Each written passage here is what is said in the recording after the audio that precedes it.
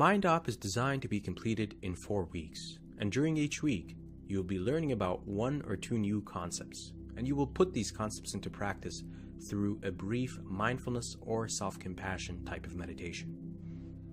For example, this week, we will focus on mindfulness specifically, and we will practice a beginner's mindfulness meditation, which focuses on the breath. In the following week, you will be introduced to meditations that focus on the body and meditations that focus on the mind or thoughts. Weeks 3 and 4, we will focus on self-compassion types of meditations.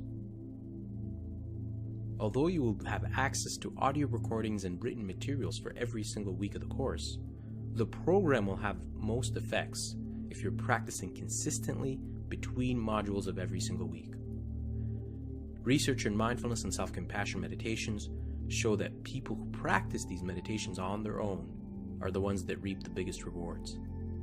So at the end of each module, I will challenge you to schedule a few meditation sessions in the middle of your week to practice the skills you've newly gained. If you're sitting down, I want you to slowly become aware of the sensations of sitting. Perhaps you've become attuned to the pressure in the back of your legs or your back. Perhaps you've become aware of the sensation of your hands at your side or on your lap.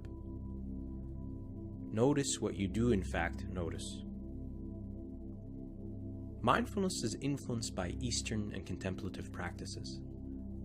Mindfulness can be broadly defined as the awareness of present moment experiences. More specifically, scholars define it as paying attention on purpose and non-judgmentally to present moment experiences. So, at the core of mindfulness is the ability to learn to direct our attention to what is happening in the present moment. But there's a certain quality to this attention or awareness of present moment experiences. First, in mindfulness, awareness of present moment experiences is done so intentionally and not in any casual way. We mean to pay attention to what we do indeed pay attention to. Secondly, in mindfulness, the attention we're directing towards our present moment experiences is kind and is accepting. That is, we pay attention to experiences, whether they be negative or positive, in an open, curious, and accepting manner. Some people call this accepting form of attention a, quote, beginner's mind. You pay attention to experiences with curiosity, as if you're experiencing them for the very first time.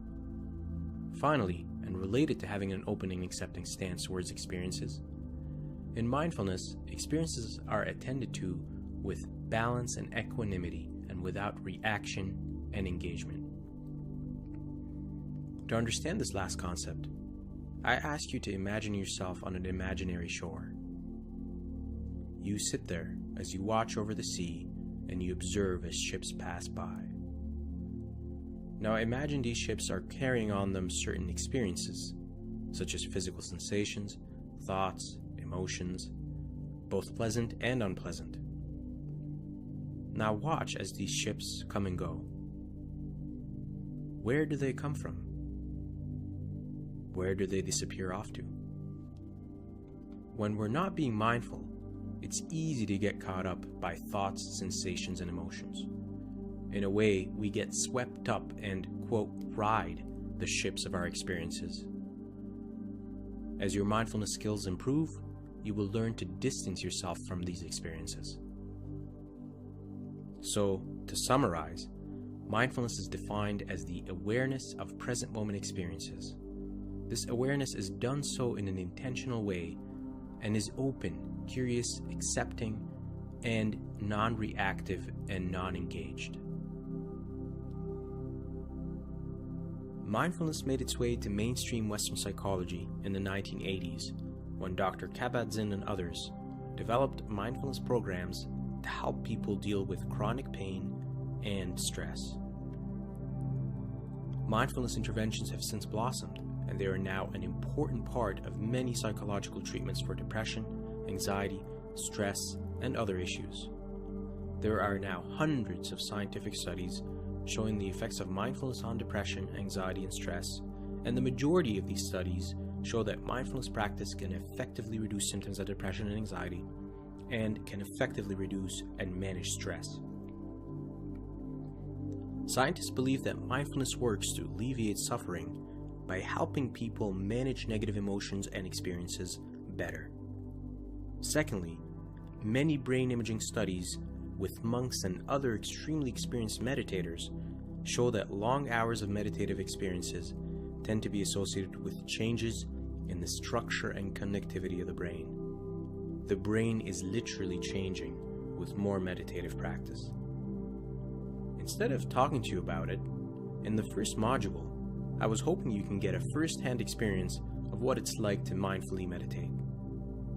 So I challenge you to move forward to the next page, where there will be an audio in which I will guide you to meditate. The focus of this week's mindfulness practice is the breath. The object of what you'll be focusing on is the sensations of breathing itself, with acknowledgement of other sensations and experiences that may want to steal your attention away from the breath. Remember, even noticing that you're lost in thought is an act of mindfulness itself, so try not to beat yourself up about mind wandering. The sound of the bell will signify the beginning and the end of the meditation.